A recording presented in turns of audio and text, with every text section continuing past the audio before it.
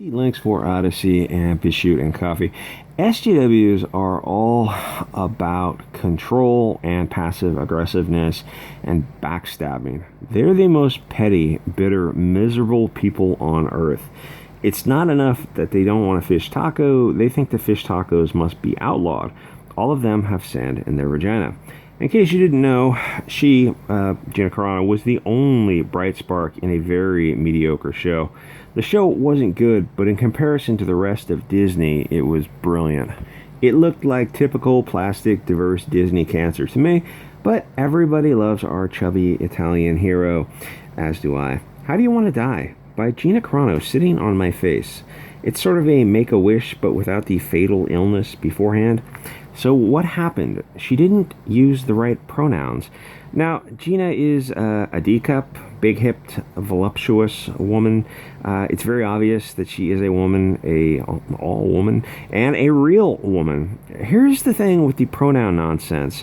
What if it violates your beliefs because you believe that the truth is better than actively participating in a lie that supports someone's delusions and ultimately leads to people who need treatment not getting the right treatment, and in a lot of cases it leads to negative outcomes for them.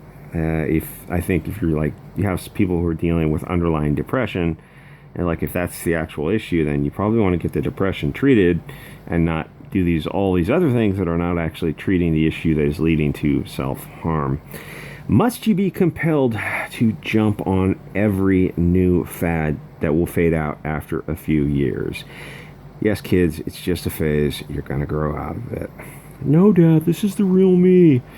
No, it's not. No, I don't know how to tell you this, but no, it's not. Trust the adults who say you will grow out of this because they were there. No, they weren't. I mean, I guess adults now weren't dyeing their hair pink, but they were doing everything else. Every generation has their unique silliness, or the panic over the Wu flu and the religion over wearing a dust mask to stop a submicronic particle.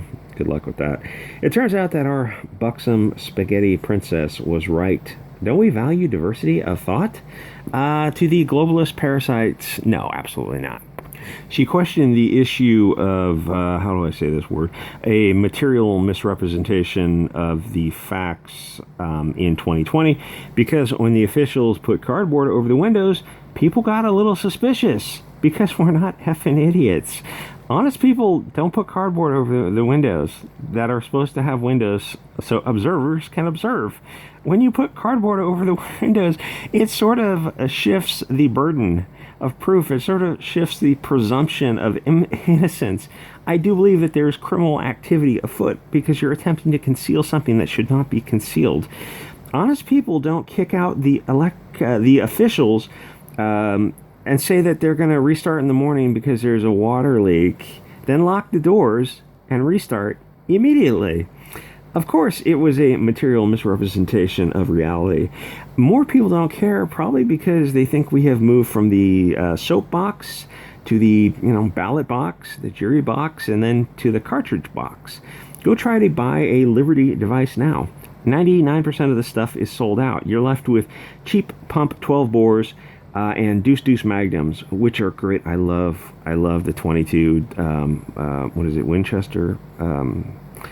It's like a 22 long, but it's even longer, so higher velocities.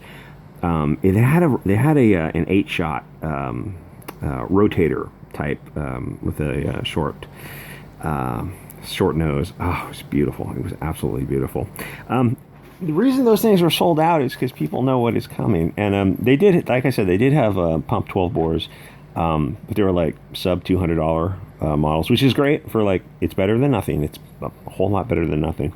But my friend was looking for a 410. I think he thought the 12 had too much recoil. I'm like, dude, you're 200 pounds. Put it against your shoulder. You're not going to feel anything.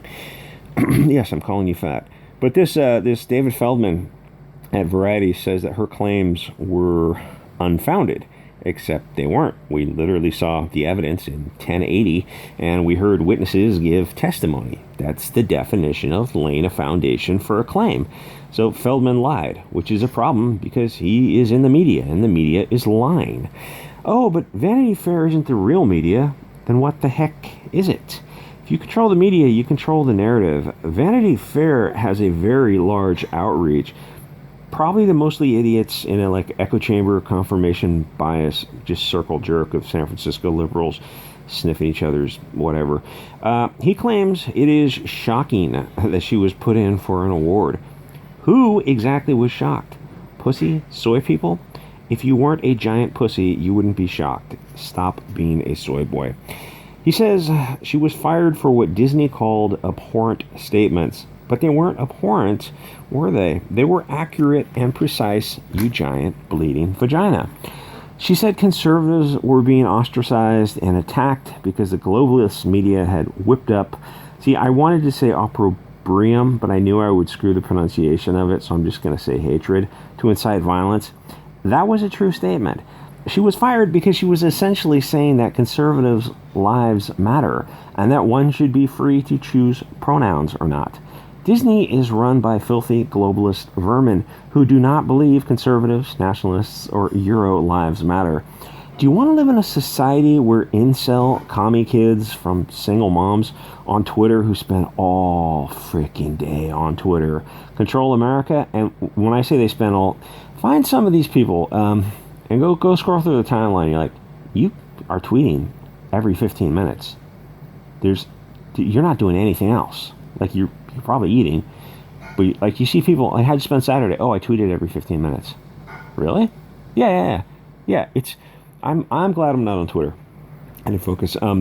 Twitter's a very deep time suck. Like, there should be an app. I'm sure there's an app with an auto shut off. Like, you've been on Twitter for 90 minutes. We're shutting off for the next 12 hours. Like, oh, okay, that's a good idea. Being ruled by Twitter kids, who, God, they need to eat a vegetable and get out and just get some pussy. That is mob rule by teenagers. It is Lord of the Flies, where they feel the need to sacrifice Piggy to placate the increasingly hungry dark gods. Kill the pig, slit its throat. Gina is an example of what happens when you refuse to be a slave. You must undergo the public humiliation ritual, except that it didn't work on Gina because they fired her over pretty much nothing, and I think most people realize that. So it puts the left wing in a weird position. They have to defend her being fired and attacked by insane losers on Twitter who really, seriously, like how much time did you spend on Twitter over the month? I mean, there's probably an app to add up that time, but like, you spent one solid month on Twitter. Holy shit, well, just uninstall it and never go back to social media. Where's I going with this? They're defending a Twitter mob and compelled speech. It's sort of a mask-off situation. They're saying, yes, we will try to destroy you if you don't use pronouns. If you resist the cultural zephyrs, we just want you to use pronouns. Then we want you to put a rainbow flag, then a BLM flag, and then probably a Palestinian flag, and then just say all cops are bastards. Please just agree with us. It's a nice store you have. It'd be a shame if it burned down. If the Twitter kids can compel speech, then isn't that political intimidation and slavery? Please just endorse Bernie Sanders so he can buy a fourth vacation home, so he can write interracial struggle snuggle prawn. Yes, that's true. Say you support trans kids. You know who hated trans kids? The Germans. Hugo Boss wearing Germans of the 30s. You're not a German, are you? The Germans actually burned all those books that sexualize children. My gosh, what monsters they were. America is so awesome that we cut children's genitals off and put them on Teva Pharmaceuticals' finest export. Is this what clown world looks like? Yes, it is what clown world looks like. Yeah, I just realized, I'm going through this article, he didn't actually...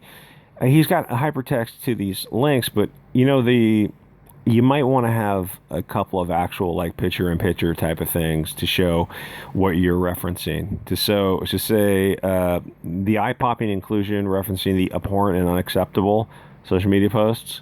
Why don't you show those? Because I mean that's the lead of your argument is abhorrent and unacceptable social media posts.